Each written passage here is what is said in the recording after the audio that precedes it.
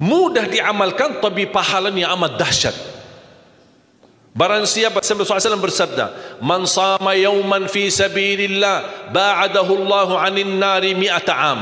Barang siapa yang berpuasa satu hari karena Allah, akan Allah jauhkan dari neraka 100 tahun. Ini satu hari. Bagaimana kalau 30 hari Ramadan? Bagaimana kalau bisa tambahkan salat sunnah-sunnah yang lain? Duha, kesempatan, tidak harus 8 rakaat, tidak harus 6 rakaat, tidak harus 4 rakaat, 2 rakaat. Walaupun tidak hafal, mohon maaf, hafal qulhu, baca qulhu. Rakaat pertama qulhu, rakaat kedua tak apa-apa, qulhu lagi. Asal duha terjaga. Termasuk anak-anak muda yang sedang melamar kerjaan, isi sedekahnya. Ya Allah, mohon dengan berkat sedekah ini mudahkan lamaran kerjaan saya supaya diterima, menjadi kerjaan yang membawa rezeki yang halal. Termasuk jodoh, termasuk keluarga yang sudah lama menikah belum punya keturunan. Saya punya teman 17 tahun tidak punya keturunan. Dia menggunakan sedekah subuh sama istighfar, alhamdulillah 6 bulan kemudian beliau telefon saya, istrinya hamil. Saya sendiri 13 tahun tidak punya keturunan. Secara medis normal, sehat, tidak ada masalah. 13 tahun tidak punya anak. Saya menggunakan rutin sedekah subuh, alhamdulillah diberikan oleh Allah Subhanahu wa taala 3 anak. Kalau istri baru 1. Assalamualaikum warahmatullahi wabarakatuh. Alhamdulillah, syukurillah, masih diberikan oleh Allah Subhanahu wa taala kemudahan, umur, sehat walafiat. Mudah-mudahan kita termasuk yang panjang usianya, baik pula amalannya. Itu jamaah sekalian dimuliakan Allah Subhanahu wa taala, memperhatikan Al-Quran itu sangat kemuliaannya buat kita. Semakin banyak perhatikan Al-Quran, semakin manfaatnya buat kita. Contoh, ayat Al-Kursi, 1 ayat. Rasulullah SAW bersabda, man qara'a ayat Al-Kursi dubura kulli salatin laysa bainahu wa bainal jannati illa an yamut. Barang siapa yang membaca ayat Al-Kursi setiap habis salat fardu, tidak ada sesuatu yang mampu menghalanginya masuk surga. Ayat Al-Kursi ini 1 ayat menjaminkan kita masuk surga. Kalau 1 ayat menjaminkan kita masuk surga, gimana suratul Baqarah seluruhnya? Gimana lagi 30 juz Al-Quran? Kata Siti Aisyah radhiyallahu anha, jumlah tingkatan dalam surga Allah sesuai jumlah ayat Al-Quran. Oleh karena itu tidak ada yang lebih tinggi di dalam surga Allah daripada Ahlul Quran. Karena nanti Ahlul Quran ketika masuk surga, Allah suruh baca dan naik. Baca sebagaimana kamu baca di dunia, dan naik posisimu dan darjatmu di dalam surga. Baca naik terus, baca naik sampai bersama Nabi Muhammad di darjat yang tertinggi di dalam surga Allah. Ini semua berkat Al-Quran. Belum lagi syafaat Al-Quran, belum lagi anak penghafal Al-Quran menghadiahkan 2 mahkota untuk kedua orang tuanya, belum lagi setiap 1 huruf dapat 10 kebaikan, belum lagi Al-Quran akan menemani kita saat sakratul maut, belum lagi Al-Quran akan temani kita saat menghadapi mungkar nakir di dalam kubur, belum lagi saat dibangkitkan oleh Allah akan bersama Al-Quran sama kita, belum lagi saat dihisab Al-Quran akan menemani kita, belum lagi saat kita berjalan di atas sirat Al-Quran masih berkenan menemani kita sampai ke pintu surga. Bahkan ketika masuk surga, Al-Quran tidak akan tinggalkan kita, masih terus masuk bersama kita di dalam surga sampai naik derajat yang tinggi di dalam surga Allah Subhanahu wa taala. Kewajiban kita cuma 1, coba berapa panjang balasan Al-Quran sampai ke surga, tapi diminta cuma 1, berkenan menjadikan Al-Quran teman kita di dunia. Temanilah Al-Quran, akan Al-Quran berkenan temani kita sepanjang hayat, bahkan sepanjang perjalanan kita menuju surga. Itu kemuliaan Al-Quran. Cukup ada seorang ulama dari At-Tabi'in bernama Abdullah As-Sulami, Abu Abdurrahman Abdullah As-Sulami, Abdullah bin Habib As-Sulami. Ditanya, beliau 70 tahun mengajar Al-Quran. Ditanya, wahai imam, apa yang membuat kamu sabar sampai 70 tahun mengajar Al-Quran? Kata beliau, yang membuat aku sabar dan minat menjaga keistiqomahan. Bersabda Rasulullah sallallahu alaihi wasallam, khairukum man ta'allama al-Qur'ana wa 'allamah, sebaik-baik manusia yang mempelajari Al-Quran dan mengajarnya. Itulah ingin saya menjadi orang yang baik bagi manusia, sebagaimana bersabda Rasul, itulah yang membuat saya sabar dalam mempelajari dan mengajar Al-Quran. Siapa yang tidak mau jadi manusia yang terbaik menurut Rasulullah sallallahu alaihi wasallam? Itulah bersama Al-Quran. Mohon maaf, siapa Ali Jabir? Hamba yang biasa, banyak kekurangannya, yang Allah anugerahkan kemuliaan bukan karena siapa-siapa, tapi karena Al-Quran. Dihormati, didepankan, dan semua orang penghafal Al-Quran, berapapun usianya, dihormati, didepankan, dimuliakan. Semua berkeinginan bisa bersalaman. Kita melihat dan menonton acara Hafiz Indonesia, jangankan anak-anak, bahkan yang cacat luar biasa, Allah tunjukkan bagaimana kelebihan Al-Quran.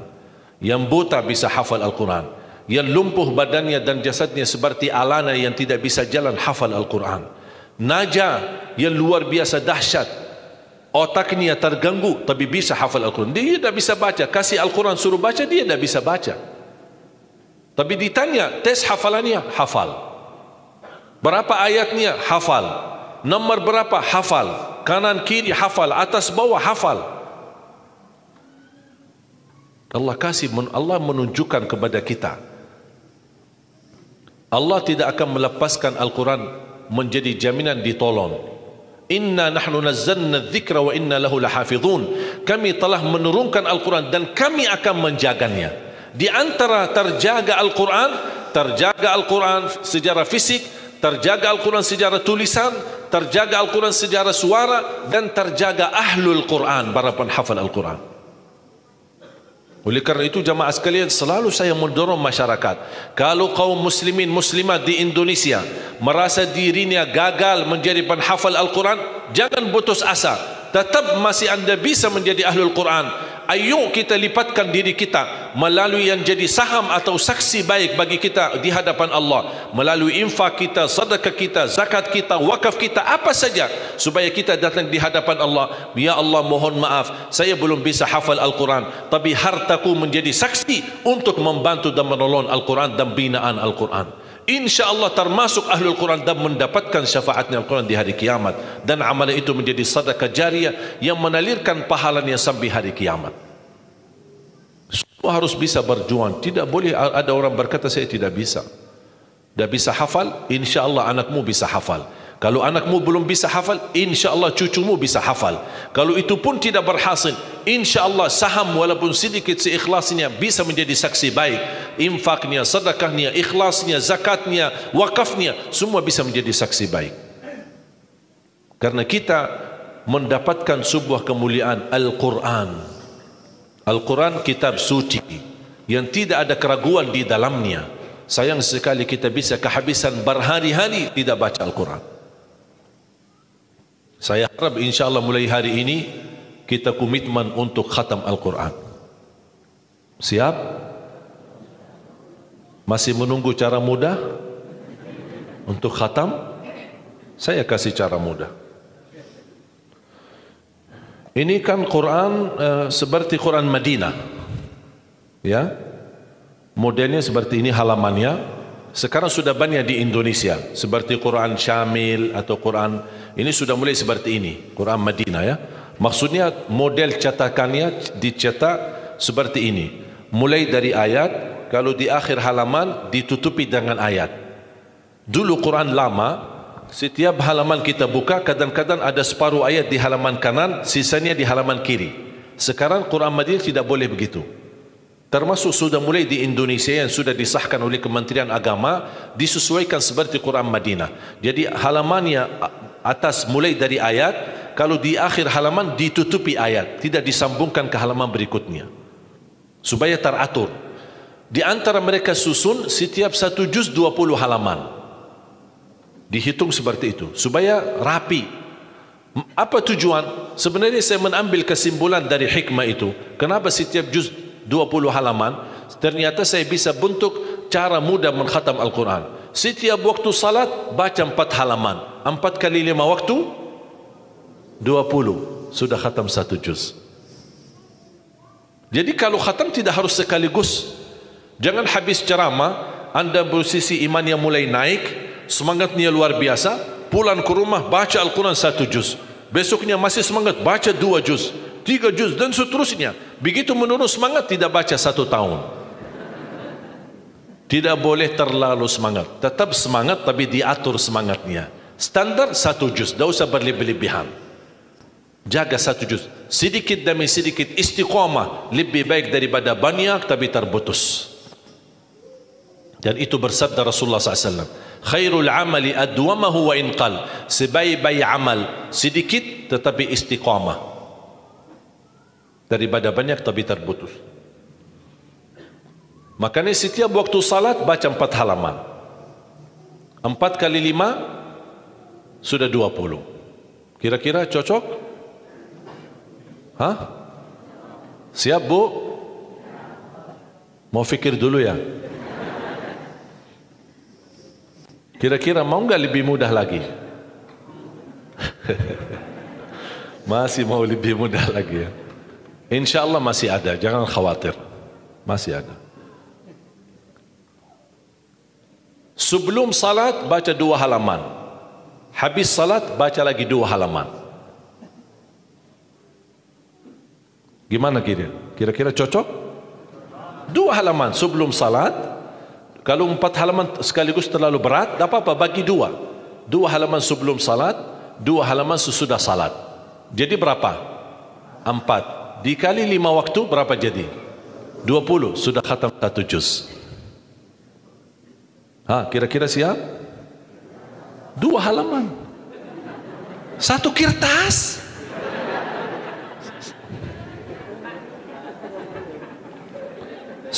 Satu lembar ya, 1 kertas, 1, cuma bola balik, masa keberatan? Cuma 1. Begitu sebelum salat baca 1 kertas, 1 lembar, habis salat baca lagi 1 lembar. Mohon maaf lagi semangat, mau nambah jangan tambah, itu aja dijaga sampai selesai. Kalau ini bisa dijaga, insya Allah husnul khatimah. Istiqamah dibaca. Siap? Fikir-fikir dulu atau gimana? InsyaAllah aman ya, cocok? Cocok? Masih mau lebih mudah lagi? Bu mau? Mau lebih mudah? Ini cara yang tadi yang saya sampaikan, setiap salat, sebelum salat 2 halaman, habis salat 2 halaman, dan seterusnya sampai khatam 1 juz. Itu cara yang termudah untuk orang yang paling malas. Kalau itu tidak bisa, saya angkat tangan, inna lillahi wa inna ilaihi raji'un. Sudah ada lagi, sudah habis. Malu kita sama Allah jamaah sekalian. Wallahi waktu kita banyak. Ketika saya berhasil khatam 10 jam bisa khatam 30 juz, Allah kasih 24 jam. Masa kita tidak bisa 1 juz? Saya tidak minta 30 juz dalam 10 jam. Saya minta 1 juz dalam 24 jam. Dan saya nasihati, kalau ketika Anda baca, jangan suka lihat halaman belakang. Itu yang membuat banyak berat. Misal baca Al-Baqarah, sambil dia baca, A'udzubillahi minasyaitonirrajim, Bismillahirrahmanirrahim, Alif Lam Mim, Dzalikal kitabu la raiba fihi, hudan lil muttaqin, alladzina yu'minun. Banyak. Sadaqallahul azim. Tidak jadi lanjut, karena dia fikirannya sudah berubah. Dia tidak melanjutkan apa yang dia baca, tapi dia sudah membuka jumlah halaman Begitu terlalu banyak, aduh ya Allah. Bukan saya tidak mau, masalah tidak ada waktu. Alasannya tidak ada waktu. Padahal kalau dia lanjut, ada kesibukan, tidak apa-apa, berhenti. Berhasil 2 halaman, berhenti. Ada urusan, aktivitas, ada tamu di rumah, tidak apa-apa. Layani sebentar, habis pulang, lanjut lagi. Walaupun 1 halaman, walaupun separuh halaman, tidak apa-apa. Tunjukkan yang terbaik, walaupun itulah kemampuanmu. Tunjukkan. Ya Allah, mohon maaf, kemampuan saya cuma separuh halaman. Tidak apa-apa. Allah senang apapun yang kita kasih. Allah senang asal istiqamah. Allah suka. Allah tidak minta yang banyak, Allah minta yang terbaik. Huwa alladhi khalaqal mauta wal hayata liyabluwakum ayyukum ahsanu amala. Allah menciptakan mati dan hidup untuk menuji kalian siapa di antaramu sebaik-baik amal, bukan sebanyak amal. Allah tidak minta tahajud sepanjang malam. Bisa 2 rakaat tutup witir, sudah tahajud itu. Tahajud tidak harus 8 rakaat. Tidak harus sunnah hajat, sunnah wudu, sunnah taubat, sunnah apa lagi. 2 rakaat tutup witir, sudah tutup. Selesai. Ahli witir, ahli tahajud, sudah cukup. Puasa Ramadan, kita selain bulan Ramadan diberikan kemudahan puasa Isnin Kamis. Kalau tidak bisa 1 hari 1 minggu. Kalau tidak bisa pun 3 hari 1 bulan. Diberikan kemudahan, tidak diminta banyak, tidak dibebankan. Wallahi mudah apa yang diberikan oleh Allah dan Rasulnya. Mudah diamalkan, tapi pahalanya amat dahsyat. Barang siapa, Rasulullah SAW bersabda, man sama yawman fi sabilillah ba'adahu Allahu 'anil nari 100 am. Barang siapa yang berpuasa 1 hari karena Allah, akan Allah jauhkan dari neraka 100 tahun. Ini 1 hari. Bagaimana kalau 30 hari Ramadan? Bagaimana kalau bisa tambahkan salat sunnah-sunnah yang lain? Salat duha, kesempatan, tidak harus 8 rakaat, tidak harus 6 rakaat, tidak harus 4 rakaat, 2 rakaat, dan tidak harus dibaca wasyamsi wa duhaha. Banyak jemaah curhat kepada saya, keluhannya apa? Saya tanya, saya ingin salat duha, tapi susah, saya tidak bisa hafal wasyamsi wa duhaha dan wadduha wal laili idza saja. Masa gara-gara tidak hafal wasyamsi wa duhaha wadduha tidak salat duha? Walaupun tidak hafal, mohon maaf, hafal qulhu, baca qulhu. Rakaat pertama qulhu, rakaat kedua dah apa-apa qulhu lagi. Asal duha terjaga. Betul? Witir jangan lewat 1 malam tidak witir. Walaupun tidak tahajud. Iman sah witir tambah tahajud, boleh witir walaupun tidak tahajud. Boleh witir walaupun tidak salat malam. Saya punya kebiasaan, habis Isya sunnah ba'diyah, habis itu 3 rakaat sunnah witir, 2 rakaat muqaddimah witir, salam, baru 1 rakaat witir, sudah selesai. Saya beraktivitas kembali, ada jadwal, ada ini, apa kemana saya pulang ke rumah istirahat. Kalau saya bangun tahajud, saya bisa tahajud, belum azan subuh saya masih bisa laksanakan tahajud, tapi tidak boleh witir lagi karena sudah witir duluan, sudah selesai. Rasulullah SAW bersabda, Inna Allah witir, yuhibbul witir, fa'autiru. Allah maha witir, Allah cinta witir, jagalah witir. Amirul Mu'minin Umar bin Khattab ketika ditanya, kenapa wahai Amirul Mu'minin suka witir sebelum tidur? Kata beliau, saya khawatir meninggal dunia dalam keadaan tidur belum witir. Salat witir. Kalau tidak berkesempatan salat malam tidak apa-apa, tapi sudah namamu tertulis ahli witir.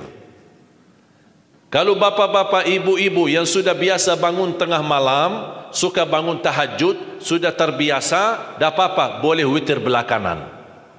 Tapi kalau ada yang merasa kekhawatiran atau tahu dirinya suka malas, bangun tapi malas-malasan, berat untuk laksanakan, daripada kita ketiduran, tidak salat sama sekali, mendingan witir amankan dulu. Diamankan witirnya supaya tertulis namamu ahli witir. Kalau sempat tahajud syukur, tidak sempat alhamdulillah sudah tertulis nama kita ahli witir. Termasuk baca Quran, sedekah subuh, termasuk amalan yang sangat mudah tapi sangat terbaik dan agung manfaatnya, bahkan dahsyat balasan Allah. Kenapa sedekah subuh lebih istimewa daripada sedekah di waktu lain? Saya tidak saya meyakini dan tidak diragukan, orang Indonesia paling suka bersedekah. Setiap majlis ta'lim, setiap ada acara kegiatan, majlis ta'lim atau kota amal di waktu Jumat, dimanapun ada orang Indonesia pasti suka bersedekah, beramal saleh, mengisi kota amal. Tapi yang perlu diperhatikan pertama sedekah subuh. Kenapa sedekah subuh lebih istimewa? Karena ada malaikat yang Allah turunkan, tugasnya cuma satu, mendoakan orang yang bersedekah di subuh hari. Siapa yang tidak mau doa malaikat? Yang kedua, di subuh hari selalu kita bersedekah, termasuk di waktu subuh maupun di waktu lain. Sering saya memperhatikan jarang jamaah menggunakan doa sesudah sedekah. Padahal doa sesudah sedekah atau sedekah disertai doa dahsyat, bahkan doa terjamin makbul. Saya harap mulai hari ini sudah siapkan kota amal di rumah. Bapa punya satu, istri punya satu, anak-anak masing punya satu. Apa itu botol, apa itu kaling, apa itu kotak, terserah. Setiap waktu subuh sebelum beraktivitas isi sedekahnya. Kalau bisa isi disertai doa, pasti banyak hajat bapa ibu. Ya Allah, dengan berkat sedekah ini sembuhkan kedua orang tuaku kalau sakit. Ya Allah, dengan berkat sedekah ini sembuhkan penyakitku. Sudah lama saya menderita sakit belum bisa sembuh. Ya Allah, dengan berkat sedekah ini karuniailah kepada aku dan keturunanku menjadi penghafal Al-Quran. Ya Allah, dengan berkat sedekah ini berikan kemudahan bisa ke tanah suci haji dan umrah dan ziarah Nabi Muhammad sallallahu alaihi wasallam. Ya Allah, dengan berkat sedekah ini anakku sedang ujian, termasuk anak-anak, ajarin anak isi sedekah, anak doa, ya Allah saya lagi ujian, mudahkan ujian saya. Ya Allah, dengan berkat sedekah ini titipkan pahala sedekahku untuk kedua orang tuaku. Itu juga boleh, tetapi tolong disesuaikan. Jangan sedekahnya koin-koin tapi doanya sampai terbit matahari. Malu sama Allah. Kelamaan kata malaikat doanya, padahal sedekahnya teng teng teng. Kalau saya usulkan satu kali sedekah, satu kali hajat. Termasuk anak-anak muda yang sedang melamar kerjaan, isi sedekahnya. Ya Allah, mohon dengan berkat sedekah ini mudahkan lamaran kerjaan saya supaya diterima, menjadi kerjaan yang membawa rezeki yang halal. Termasuk jodoh, termasuk keluarga yang sudah lama menikah belum punya keturunan. Saya punya teman 17 tahun tidak punya keturunan. Dia menggunakan sedekah subuh sama istighfar, alhamdulillah 6 bulan kemudian beliau telefon saya, istrinya hamil. Saya sendiri 13 tahun tidak punya keturunan.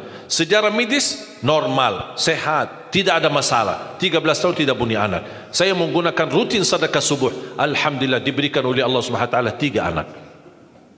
Kalau istri baru 1.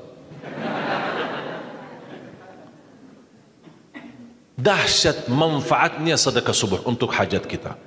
Kapan saja Bapak Ibu bersedekah, jangankan hanya sedekah subuh, kalau bisa sedekah subuh menjadi amal ibadah yang tetap. Selain sedekah subuh, kalau anda gunakan sedekah dimanapun, termasuk di hari Jumat, isi kota amal, jangan lupa disertai doa. Sebutkan hajatmu. Siap? Kira-kira mudah? Apa yang saya berikan bisa difahami? Mudah diingat? Mudah dihafal? Mudah diamalkan? InsyaAllah masuk surga. Saya hanya mampu mendoakan dan mengajak dalam kesempatan ini semua jamaah, ayo mari kita sama-sama. Karena saya merasa Al-Quran ini bukan milik keluarga Ali Jabir, tapi Al-Quran milik kita bersama. InsyaAllah kita bersama-sama mampu mewujudkan 1 juta penghafal Al-Quran. Kalau besok kita dipanggil oleh Allah Subhanahu wa taala duluan, InsyaAllah kuburan kita yang sempit dan gelap Allah jadikan lubang, dan juga Allah jadikan raudhah min riyadil jannah, taman dari taman surga, dan Allah salurkan cahaya. Kita tanya sama malaikat, itu cahaya dari mana? Ternyata para penghafal Al-Quran yang kita bina, Allah salurkan bacaan-bacaan mereka sampai kita di hari kiamat. Ingat Bapak Ibu, kita di alam kubur, di tempat yang gelap dan sempit, bakal lebih lama usia kita di kubur daripada usia kita di dunia. Kita aja di dunia yang begitu luas merasa kesempitan. Bagaimana nanti kalau di kuburan sendiri memang dia dalam kondisi sempit. Kalau kita ingin merubah kun fayakun, kuburan kita menjadi taman dari taman surga, kita tidak akan mampu kecuali dengan amal salih atau sedekah jariah yang kita titipkan, yang Allah salurkan pahalanya terus. Anda bisa di dalam kubur 200 tahun, bisa 300 tahun, bisa 500 tahun, tapi bisa menjadi nikmat bagimu. Orang yang di atas mendoakanmu, tapi Anda berkata, hei, kalian tidak tahu saya lagi gembira, lagi bahagia, lagi berada di taman surga. Allah tunjukkan di dalam kuburannya, sebagaimana bersabda Rasulullah SAW, Allah bukakan satu pintu di kanan kuburannya, Allah tunjukkan posisimu di dalam surga. Disitulah kata orang mukmin, ya Allah, mohon segerakan hari kiamat. Tapi ada orang lain yang tidak pernah punya perjuangan, yang tidak pernah memperhatikan Al-Quran, bahkan jauh dari amalan ibadahnya. Allah bukakan nasibnya pintu dari neraka, dan dia berkata, ya Allah, jangan bangkitnya hari kiamat, cukup saya di sini. Na'udzubillahi min zalik. Tinggal kita milih Bapak Ibu. Allah tidak pernah maksa. Allah tidak pernah maksa. Allah hanya menawarkan 10 kebaikan. Setiap kita bersedekah, Allah lipatkan 10 kali ganda. Tapi Allah tidak pernah memaksa. Syaitan pun tidak pernah memaksa untuk menghambatkan diri untuk berjuang. Syaitan tidak pernah, hanya syaitan mengajak kita kepada dosa, mengajak kita kepada keburukan, tapi tidak pernah maksa, tidak pernah mukul untuk kita berbuat salah dan dosa. Allah sama juga, tidak pernah maksa, tapi Allah menawarkan. Bahkan Allah ingin kita bisa menjadi orang yang sami'na wa ata'na, karena manfaatnya bukan untuk Allah, tapi manfaatnya kembali kepada diri sendiri. Man amila salihan falinafsihi wa man asa'a fa'alaiha. Barang siapa yang beramal salih, kembali manfaatnya kepada dirinya. Barang siapa yang berbuat buruk, kembali buruknya kepada dirinya. Tinggal kita milih. Dan saya yakin Bapak Ibu pasti akan memilih berbisnis sama Allah dan meyakinkan kebaikan yang akan membawa kita bahagia dan selamat dunia akhirat. Ya ayyuhalladzina amanu qu anfusakum wa ahlikum nara. Itulah masa depan. Bukan tempatan universiti yang terbaik, bukan rumah yang mewah, bukan mobil yang istimewa, bukan kehidupan yang layak atau kehidupan yang foya-foya, tapi masa depan keluarga, termasuk diri kita. Qu anfusakum wa ahlikum nara. Lindungilah dirimu dan keluargamu dari siksa neraka Jahannam. Saya akhiri satu cerita. Siti Aisyah radhiyallahu anha didatangi seorang ibu membawa 2 anak yatim, dan dia meminta makan, mencari Rasulullah. Kata Siti Aisyah, Rasulullah sedang keluar, apa yang saya bisa bantu? Kata ibu ini, kami lapar, minta makan. Siti Aisyah berkata, tunggulah sabar, saya akan bawakan makan. Masuk rumahnya Siti Aisyah. Kira-kira apa Siti Aisyah bawa makanan? Tidak ada makanan apa-apa di rumah Rasulullah. Cuman yang dia temukan adalah 3 biji kurma. Itu makanan Rasulullah. Tidak ada apa-apanya. Tidak ada kulkas yang bisa simpan makanan. Sekarang kita pulang ke rumah, alhamdulillah banyak rezeki di dalam rumah kita. Macam buah-buahan, macam makanan cemilan aja, masya Allah. Orang Indonesia sudah biasa masuk ke rumahnya makan cemilan itu di mana-mana, di meja ruang tamu, di meja kamar tidur, di meja dapur. Tinggal aja meja masuk WC. Di mana-mana ada makanan. Ada kerupuk, ada bukannya makanan ringan, alhamdulillah, saking banyak rezeki, barakah.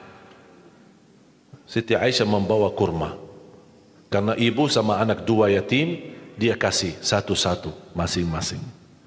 Anak-anak duluan makan kurmanya. Ibu begitu mau makan, anak-anak masih minta lagi. Lapar mah, lihat lapar. Ibu kan orangnya yang kasih sayang kepada anak. Apa yang dia lakukan ibu? Dia membelah kurma yang dia punya, dia belah bagi 2, dikasih kepada anaknya. Dia sendiri belum makan. Siti Aisyah melihat ibu melakukan itu, terharu dan menangis. Betapa luar biasa kasih sayangnya ibu.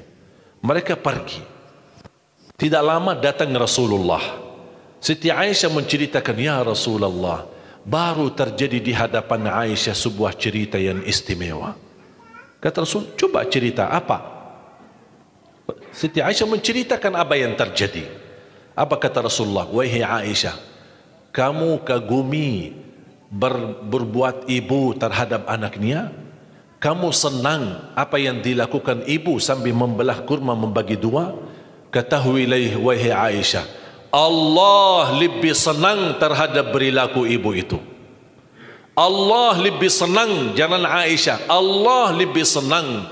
Sampai Rasulullah bersabda, ibu itu gara-gara separuh kurma yang dia bagikan kepada anaknya, dia belah kurma dibagikan, kata Rasulullah, ketahui wahai Aisyah, Allah selamatkan ibu dari neraka Jahannam gara-gara separuh kurma itu.